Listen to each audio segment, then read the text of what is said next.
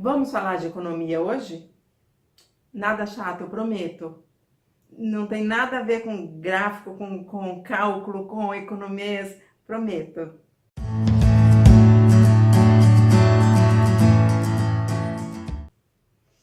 Hoje nós vamos falar de um livro de economia muitíssimo interessante. Este aqui, olha, Economia Sem Truques. Ele foi escrito pelo Carlos Eduardo Gonçalves e pelo Bernardo Guimarães lá em 2008. A gente normalmente, quando pensa em economia, já pensa em quê? Dinheiro, né? Dinheiro, gráficos, expressões complicadas. Mas, na verdade, a economia é uma ciência que estuda as escolhas. As escolhas das pessoas, das empresas e dos governos. O dinheiro é apenas um instrumento que facilita o funcionamento do sistema econômico. Mas o interesse principal da economia são as escolhas. Essa primeira história do livro, que é o primeiro capítulo do livro, chama O Pobre Não é Burro. E fala das crianças pobres lá de Bangladesh. Bangladesh é um país muito pobre, mais pobre que o Brasil, e é um dos maiores exportadores da indústria têxtil do mundo.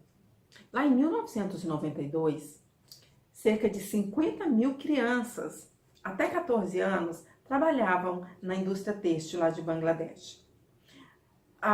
O trabalho infantil já era proibido na época, mas a lei não pegou. As crianças continuaram trabalhando.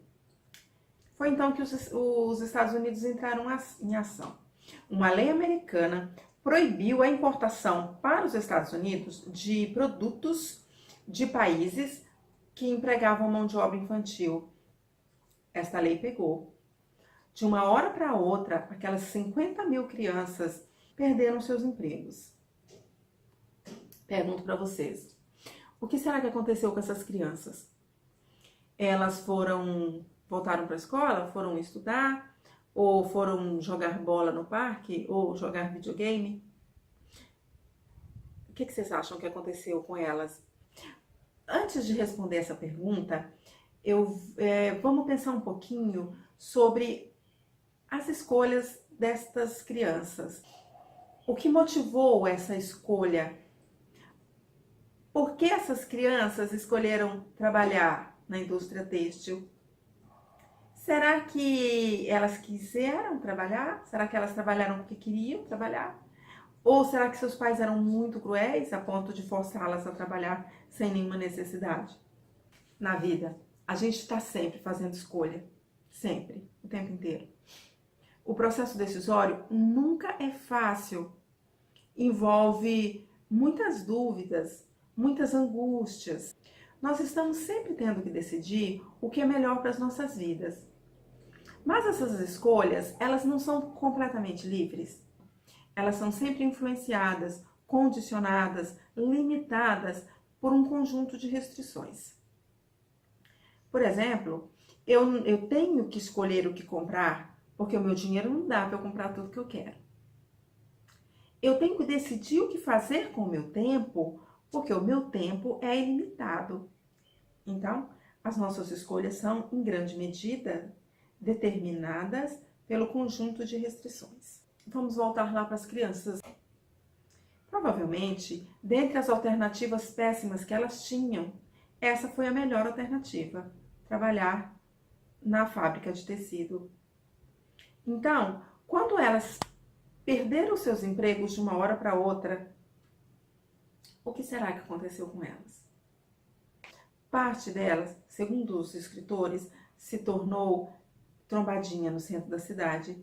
Outra parte foi parar na prostituição infantil. E uma outra parte foi trabalhar nas pedreiras, quebrando pedras. Elas saíram, então, da vida dura que tinham na fábrica para se envolverem em atividades ainda piores. O que os autores queriam mostrar com essa história é que não se deve tentar resolver um problema atacando as escolhas em si.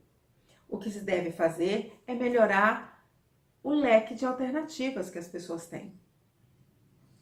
proibir a escolha em si não é a solução. Por exemplo, proibir a prostituição pode ser muito bom para quem deseja ter o bairro ou a cidade livre de prostitutas. Mas isso não vai resolver a vida das prostitutas. Isso não vai magicamente abrir novas vagas de emprego e nem vai melhorar o seu nível educacional. Resumo, nós estamos sempre fazendo escolhas. Mas como nós vivemos em sociedade, uma escolha individual frequentemente gera consequências que não afetam só quem toma essa decisão, ela acaba afetando pessoas no seu entorno, de forma negativa ou positiva. As decisões nunca são fáceis, principalmente quando se refere a macrodecisões, decisões que afetam uma cidade inteira, um país inteiro. As decisões são difíceis, nada é tão simples quanto a gente imagina às vezes. Acabamos aqui então o primeiro capítulo do livro Economia Sem Truques. Até o próximo vídeo.